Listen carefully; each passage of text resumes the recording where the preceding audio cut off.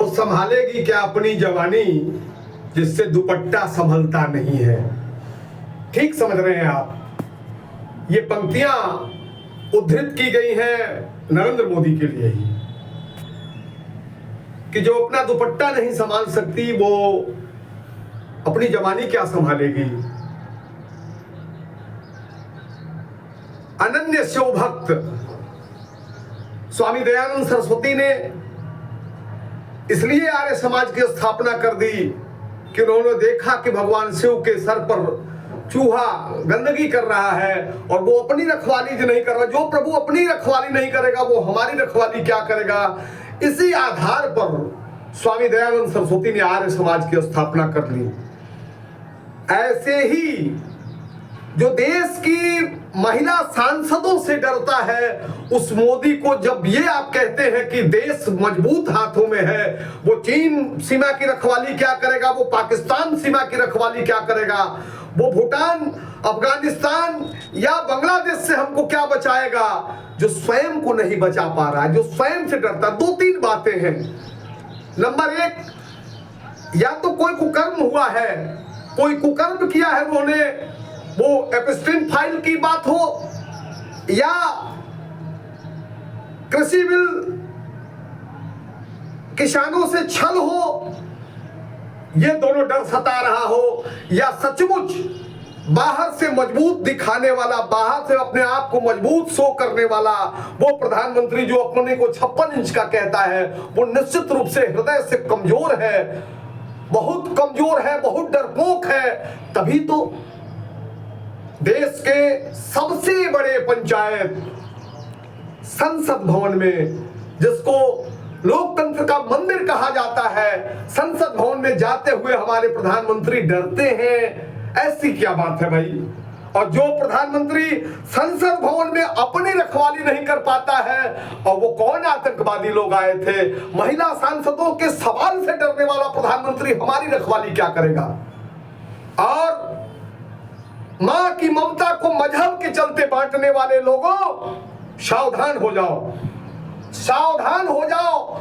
जो जाति और धर्म के आधार पर, अगड़ों पिछड़ों के आधार पर देश को बांटने की साजिश कर रहे हैं, ऐसे कमजोर लोग केवल अपने सत्ता के लिए हमको और आपको लड़ा के, हमको और आपको, हमारे आपके बीच में फ्रैक्शन डाल के, फूट डाल के और राज करने की बात और पूरे देश का संसाधन अपने मित्र के नाम करने की साजिश कर रहे हैं। ऐसे लोगों से सावधान हो जाओ।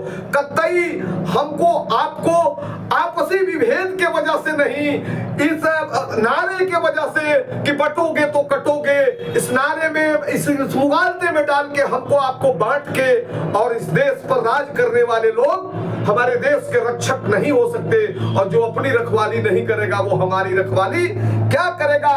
उसके कमजोर कंधों पर हमारे भारतीय लोकतंत्र की रखवाली नहीं दी जा सकती। अब सावधान होना चाहिए। ऐसे लोगों को सत्ता से हटाया जाना चाहिए। निश्चित रूप से ये कमजोर कंधे हमारे शहीदों के शहादत के प्रतिफल, इस लोकतंत्र को, सपनों के भारत को, इनकी रखवाली नहीं कर पाएंगे। इनके भरोसे, इनके कमजोर कंधों पर हम अपने लोकतंत्र के डाल के और अपने कर्तव्यों की इतिश्री नहीं कर सकते। नहीं किया जाना चाहिए। इसलिए ऐ किसानों, ऐ नौजवानों, बिना जाति धर्म के आधार पर बटे तुम सिर्फ हिंदुस्तानी हो, सिर्फ हिंदुस्तानी हो, सिर्फ भारतीय हो। इसलिए भारत के लोकतंत्र की रखवाली के लिए ऐसे कमजोर कंधों के भरोसे अपने लोकतंत्र को मत छोड़ो। ये हमारा निवेदन है। ये हमारा निवेदन है कि मजहब के मतलब से, जाति के मतलब से मां की ममता को मत बांटो। इसलिए कि कुर्बानी देते समय किसी सिख ने, किसी मुसलमान ने, किसी हिंदू ने, किसी ईसाई ने यह नहीं देखा कि हम ईसाई हैं, यह नहीं देखा कि हम हिंदू हैं, यह नहीं देखा कि हम मुसलमान हैं। एक संकल्प था उनके अंदर और वो हिंदुस्तानी होने का संकल्प था।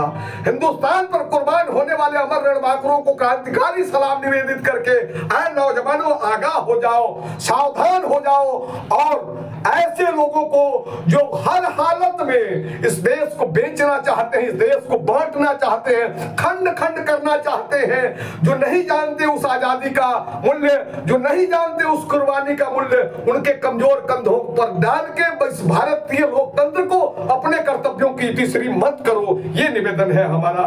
ये आपसे गुजारिश है हमारी कि जाति धर्म के नाम पर, अगड़ों पिछड़ों के नाम पर मत बटने दो इस देश को, इस देश के टुकड़े टुकड़े मत होने दो, बचा लो नौजवानों। इसलिए कि ऊपर से जिन शहीदों ने शहादत दी है वो जरूर कह रहे होंगे कि अब तुम्हारे हवाले वतन साथियों, आप ही के भरोसे है ये हिंदुस्तान। आपकी जिम्मेदारी बनती है कि आप आगे बढ़ के आके ऐसे लोगों से देश को आगाह करें, सावधान करें और बचा लें। जय हिंद।